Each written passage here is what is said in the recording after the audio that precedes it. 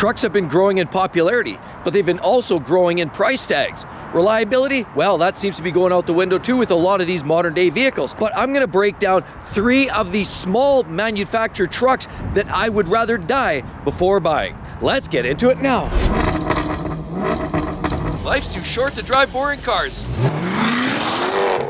Here's the first truck that makes my list of vehicles I would definitely never buy. And it goes for other reasons than you would possibly imagine. I know this is gonna be a controversial subject. It's a very popular truck and they're selling like hotcakes. Selling especially at a time during the affordability crisis when a lot of people could not afford anything else. This came out as an affordable option for a pickup truck when vehicles like this only existed, and the F-150s and full-size Rams and the 1500 Chevys and GMCs were pricing a lot of buyers out of the market. I mean, they're gorgeous trucks, these full-size pickups. People wanted them. People crave them, and they're very, very popular. Ford being one of the best sellers. But with price tags of $94,000, it's literally gone out of control. But it's not limited, restricted exclusively to the F-150s now. See, because even though a lot of people were getting into a lot of these lower trim level vehicles, the Maverick was supposed to be that vehicle that made it affordable to get into trucks again. Unfortunately, price creep has crept in again. And now a lot of people buy these, of course, still continuing justification saying, well, overall, the reliability is relatively good. Consumers Reports says there's a pretty solid reliability rating on these vehicles. That said, there have been questionable concerns with some of the transmissions shifting from time to time an issue. The 2-liter engine as well has been relatively durable. We'll put some miles on it and time will tell, but there have been some troubles with some electric issues, lights. The 12-volt battery is under a recall, as is the hybrid version does have a possible fire risk due to the recall. But overall, it's a relatively reliable vehicle, and that's not why I would not buy this. First of all, by the name, I actually literally saw a Maverick car from the 70s. Many moons ago, we actually had one in the family. So it's like they did with the Mustang Mach-E as well as they did with the full-size Mustang car. They sort of shared the name just for a little bit of clout. But it's more than that. You do have a trailer or hitch receiver for this vehicle. No slider on this unit, but they do give you little D-rings to tie down your loads in these vehicles. Some of this is a mid-trim. Of course, we're talking about an XLT, so you are gonna get alloy wheels, but they do kind of trim you down with a lot of plastic parts in this. Of course, there's no sunroof on here. To get some of those upper trims, you're gonna pay a significant amount of money, and that's the big part of the reason I would never buy these. Because when the Ford Maverick came out, it was in fact supposed to fill that gap. But now, over time, we've started to see some of these vehicles. I've seen the Tremor version of this creep up to over $55,000 Canadian, and of course that's plus extras. By the time you put in paint protection film, put on all-weather mats inside, maybe even a spray and liner in here, and next thing you know, you've got yourself a truck that's close to $60,000 with a 2-liter turbocharged 4-cylinder engine that's built on a unibody platform. It's not even a proper full-size truck. That said, a lot of people say, you know what, I can haul a series of plywood and drywall. I can do a lot of my projects. If you drop the tailgate down, it will accommodate a 4x8 sheet. However, it's still, there's some strong limitations. That said, most people say, you know, who love them, justify and say, you know, I only need to do the occasional once or twice a year, haul a little piece from the hardware store, and so it suits them just fine. And the economy works for them as well because it's a 4-cylinder engine vehicle. But it's the price creep. It's not the reliability in this case, because this is probably just as reliable as almost anything else right now. I mean, look at Toyota, they're having their struggles too. So it's not even really about the durability, even though there have been a few hiccups and gremlins along the way. It's price creep. And the value proposition is no longer there. Sure, you can get the base XL, but even that's creeping up in price. Every year it seems to creep up, exceeding the cost of living increases. But on top of it, again, you start trimming up to go to the Tremor, you go to the top trim levels, and you're gonna seriously see the price tags rise. If you're liking what you see so far, be sure to hit that subscribe button down below, as well as the notifications bell. Don't forget, at the end of the video, I'm gonna share you a link to some of the best trucks, the best 3 small trucks I would personally own. And the next small truck I would definitely avoid buying at all costs would be this vehicle. Now, a lot of people are gonna love these. They have the Tonka toy look with the Jeep front end. Of course, they do come in a variety of different body styles, but Jeep and the Rubicon, in this case, we're talking about the Gladiator, not so much as the Wrangler, but the Gladiator gives you the open box at the back. This, of course, is a longer stretched out version of what you'll see typically with the Wrangler, and this comes with a variety of different features on it. This one, of course, is painted up nicely. You have all kinds of great detailing here. This one here is Eco Diesel, which is not one of their best drivetrains. In many cases, there's been lots of problems. Of course, tow hooks to haul your little buddy out out of the mud. Two-tone decal on the back. Look at this, painted fender flares, off-road tires, beautiful Fox shocks on here, all kinds of parts that make this vehicle great and capable for off-roading. And that's why a lot of Jeep lovers like these vehicles. They do all the great things that the Wranglers do going off-road. They're very capable. You know, with the ride height, you definitely can climb over rocks and stumps and hills and bumps, and it does give you the ability to go off-roading. The Toyota Tacoma is also generally a pretty good, pretty sound off-road vehicle, so it begs the question, why would you buy these? Well, a lot of people like them because strictly the brand. They love that Jeep brand, and they love the looks of them. They like the fact that you can pull the roof off here, the doors, and you can pull all those body parts off, and it makes it a fun, frivolous vehicle. And certainly it is very capable because you actually do get yourself a proper truck. It's a body on frame platform. As you'll see right there, a real frame underneath this vehicle means it's none of that unibody junk that you're finding with a lot of modern day vehicles. This in fact is basically a pickup truck, but as a result, it's very heavy, it's very thirsty.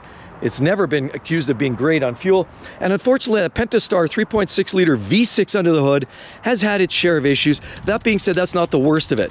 Electrical issues have been a plaguing issue for a lot of the Jeeps, and tachometers and power windows and power mirrors stopping working inadvertently. One day they work, the next day they don't. That can cost you a lot of time, effort, and of course shop rate fees. But it's more important than that. Transmissions have been a big issue for some of these vehicles. A lot of people complain about jerking, lunging, shuddering, and sadly catastrophic failure and replacement in many cases. But on top of it, there's a huge outstanding recall allegedly for a power steering pump that could cause a major fire.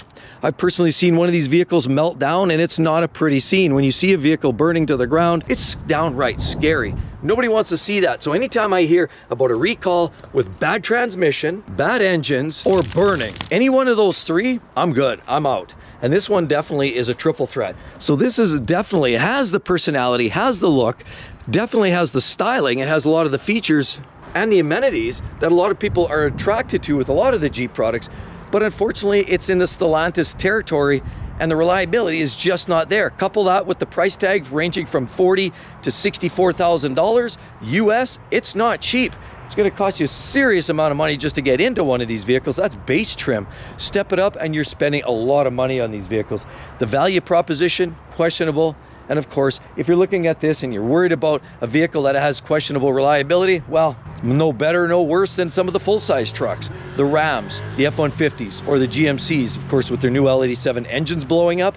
I'm not sure this is really much better. A few other issues, of course, are leaks. Some people claim about wandering steering, so you get in the lane and you find it just slowly drifts, and it's very vague and it doesn't want to stay in a straight line. I mean, this vehicle does drive, in fact, a lot like a true off-road vehicle. So it's great off-road in the bushes, but it's not so great on the highway as well. When you look down in here, these suspension parts, they wear. There's too much articulation, so it's a great off-roading vehicle. But unfortunately, the term about death wobble really does apply, and this vehicle can start shaking and shimmying at speed, making it downright scary and ornery. On top of it, leaks. Of course, because these roofs come off, because these doors all come off, because there's seals everywhere, there's a high possibility of leaks. There's been lots of comments about people and having leaks dripping in and pouring into the dashboard, and the last thing you want is have water pouring into electrical system, because these modern day Jeeps are no longer the old Jeeps like the CJs and the YJs where there was virtually no electrical system other than a set of blinkers in it. This has a lot of modern day electrics in it, technology, safety, innovation, all kinds of those electronic pieces and tech that when you get water, introduce water into any of the modules or into the components, it is a catastrophic, expensive failure waiting to happen. Here's another one I came across at the car show recently, and I could not believe, I almost dropped to the floor when I saw the price tag of one of these vehicles. But it's more than just the pricing. We see these vehicles as much as $92,000 Canadian. How can you even come close to justifying that ridiculous price tag on these vehicles, especially when you consider now you're really horning into top trim levels for half-ton trucks?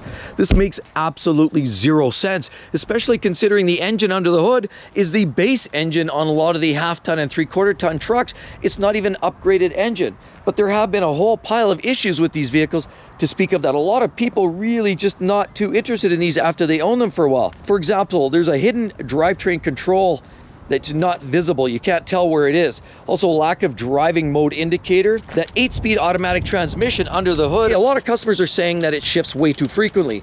Engine noise and vibration. Here we have the 2.7 liter turbo max, makes about 310 horsepower and a whole pile and ton of torque.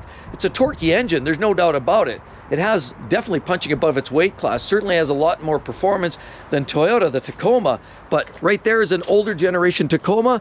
Even the newest, latest generation Tacoma has a 2.4 liter turbo 4, and even with the top TRD trim, it still seems like better value than what you're getting in a Chevy Colorado. Owners of these vehicles have also complained about small interior space, especially the back seating area, very, very tight back there. USB ports, there's a limited number of ports in modern vehicles. A lot of people like to be able to plug into their vehicles. Engine lifespan. There's definitely a lot of talk and conversation about these engines not lasting all that long, as well as a fuel gauge malfunction. Fuel gauge is not acting appropriately. Neither is the fuel system problems. The fuel delivery in general has been a problem. Noises, squeaks, rattles throughout this vehicle. Definitely for something that's relatively late model, should not run like that. Brakes have been a problem. Lots of complaints about premature brake wear or too much brake fade on these vehicles. A lot of weight behind this to haul around, but the brakes may be slightly undersized for these vehicles as well. And the failed power steering pump, a lot of times they might be leaking or they just fail, start howling, making noise. So the transmission to the engine is questionable. Some of the electrics and even the suspension parts have been questionable. But they do have some fun parts on here, and I always like to address the cosmetics because we all do like to look back as we get out of our vehicle and have that look back. If you're not looking back once or twice after you leave your vehicle to go inside somewhere into a store, then you bought the wrong vehicle. I would say this is one of the better looking smaller trucks on the market, but there's a lot of problems. It does have some nice flares. I do give it that. I mean, look at the off-roading flares up here. Very, very stout looking. I love the looks of it. On this Colorado, you do get the steel steps in here as well, very heavy duty. Nice alloys, they're almost like a laser cut. The headlights are very basic looking, and the front grille feels a lot like the new Tacoma with this big, busy little front grille right here. Of course, you do get this powerful looking hood, which sort of reminds you maybe Turbo Max. Here, of course, you get painted parts, all kinds of bits up there. Naturally, all kinds of more painted parts. You do put some little paint protection film because these flares will eat a lot of rocks over time. When you get these mud terrain tires down here, spitting rocks up and hitting the fender flares like that, it will cause rocks, so it's good to have that. You do get a rear slider, which is nice. Tonneau cover in some cases. This is ZR2, and of course the big bumper on the back. You don't necessarily get the big step on there, but it's a good looking unit. And it has a sizable receiver on here. Of course, you can haul a fair amount of weight with this vehicle. So it's a good looking truck, but honestly, for the price, $80,000, $90,000 and above, it absolutely represents almost no value in my own personal opinion. And for some people that really need to have it and they have a really, really deep wallet or deep pocket right there, then go for it. It's your money. But I have to say, if you care at all about your money, and if you care at all what's been going on in the last 5 years about how a lot of these dealers and OEMs have been cranking up the prices, then this is another prime example of a cute little popular model that just because it is popular, they decide to hit it with another major price increase. This vehicle here, definitely one that I would not buy on the small truck market. And instead, maybe look at a mid-trim level Toyota Tacoma on the new variation, get it with a manual gearbox. You avoid the manual or the automatic issues with that 8-speed, or even check out the new Frontier by Nissan. It has that 3.8, it's naturally aspirated, and it's relatively reliable. And with all of that said, you want to check out the 3 trucks that I would definitely recommend and I personally would buy. Hope to see each and every one of you in the next one. See you real soon, everybody. Bye-bye.